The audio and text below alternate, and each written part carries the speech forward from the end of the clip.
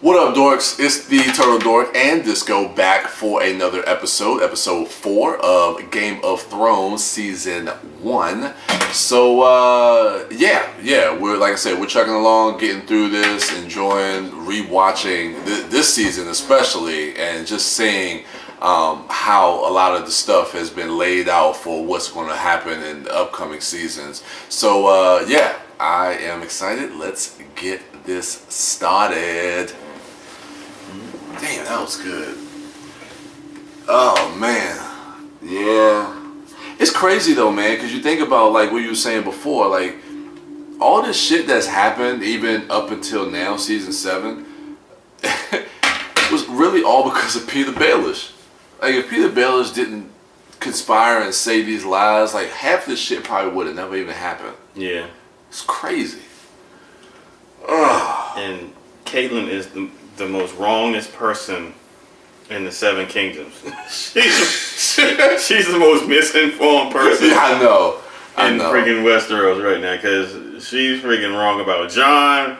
She's wrong about Tyrion. Yeah. God damn. Oh my god. Come on, Caitlyn. Like the detective skills ain't working for you. Get hip. Yeah, you are not Sherlock Holmes. You're not Bruce Wayne. You're not Bruce Wayne. God damn. Oh my god, man. You need to go back to school. That's crazy. Oh man. I like the scene with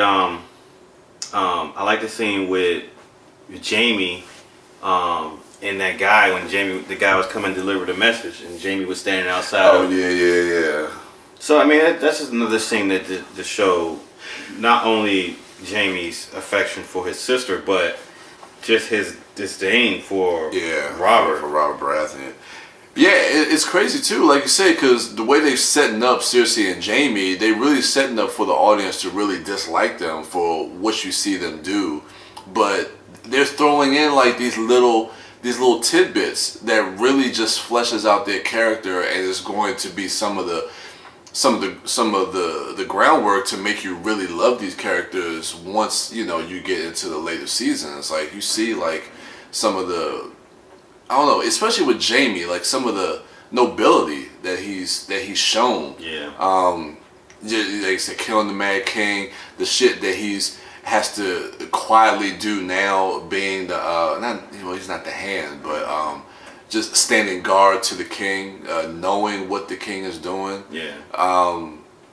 Like these are things that, characteristics about him that you're really going to learn to appreciate and see that to kind of come to fruition later on as his character really starts to develop. So yeah, and then with as far as Jamie's motivation, like the heinous shit that he does, like if someone were to look at him, if as an audience when we look at him and say, oh, I don't like that guy, like the heinous shit he does it for love.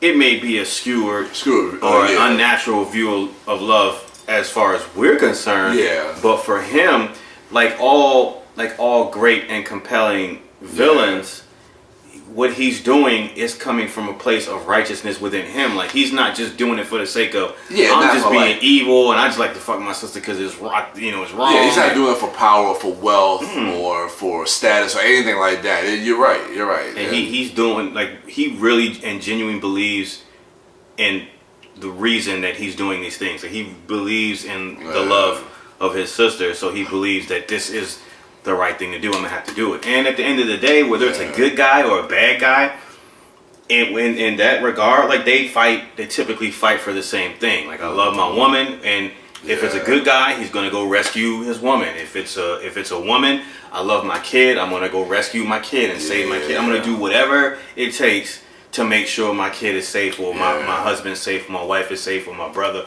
whatever. So at the end of like he's really not too far from something that we could all relate to. Exactly. Yeah. Exactly. So I don't know. And then Daenerys had a big moment with her brother. Yeah, and that we talked about the turning point in the last episode. I really think you see it there. Just the fact that she's actually able to stand up and to confront her brother. Yeah. You really start seeing the turn towards like her really going against him leading. We're getting closer to that moment because, like I said, he's not a person that I think that's long for this world. He just doesn't have that type of. I don't know. It's just something about him. He's just too short-tempered, too brash, just too. Like, he just doesn't have himself well put together. It's like everything is just fueled from emotion with him. And yeah, I couldn't even see him being a king. Yeah. So I definitely, even watching it prior to, I couldn't see. I was like, man, if this dude is going to be in the show for multiple seasons, I'm like, I don't know how the hell.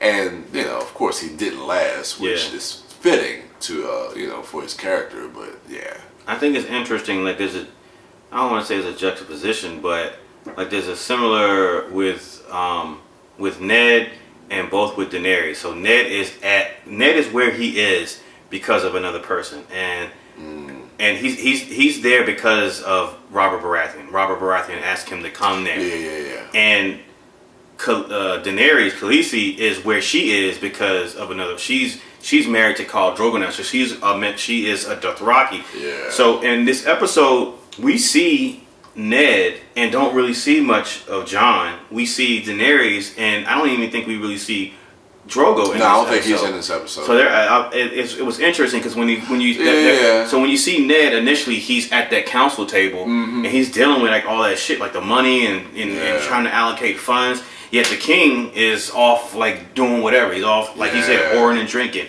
And now we see Khaleesi. She's trying to, you know, navigate, you know, being, you know, where she is and what to do with this army. She's getting advice from, she's getting, you know, information from Jorah, and she's talking to, you know, the people, the people that was hired closer to teach her. Yeah. And so she's trying to deal with, you know, what's going to happen with the transition of power, and she gets this army. She's dealing with her brother. Yeah. So I think it was interesting to see like these two people deal with a new power dynamic for them. Yeah. And you just focus on them instead of having like Drogo or Robert Baratheon. I thought that was, and I don't know if there's a point to that, but I just thought that was interesting. Could be. This episode chose to focus on those two characters in that way. Yeah, and we got the backstory between the Hound and the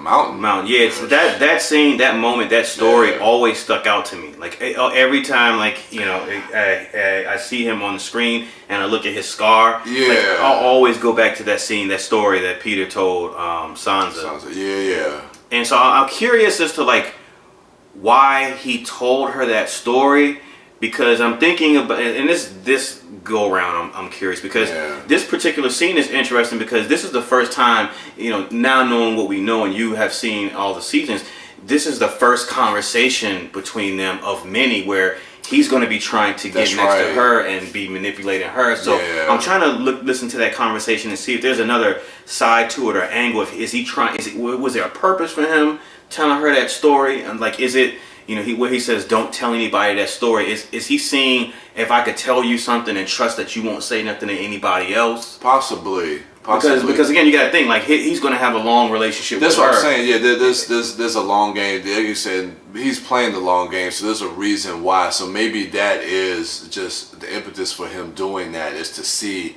how far he can trust her. Yeah. But possibly. I would have to see, as we keep going, to see where their relationship goes, because I know the Hound and Sansa are going to have some interactions as well. I know when she's trying to leave King's Landing, I know he stops her or either helps her. I'm trying to remember exactly what happened, but they do have some interactions, and I think that's going to play into how she fears him or reacts to him when she comes into contact with the Hound. Yeah. But yeah, I mean, Baelish is like he's putting these things into people's ears for a reason. But it's gonna be interesting to see how all that stuff plays out. So yeah, man, that is episode 4, and we are almost halfway through. So yeah, I am the Turtle Dork, and this is Just Go. Go ahead, check out at Sidewalk Siren and at Mouth Dork, and we will be back with episode 5, and we are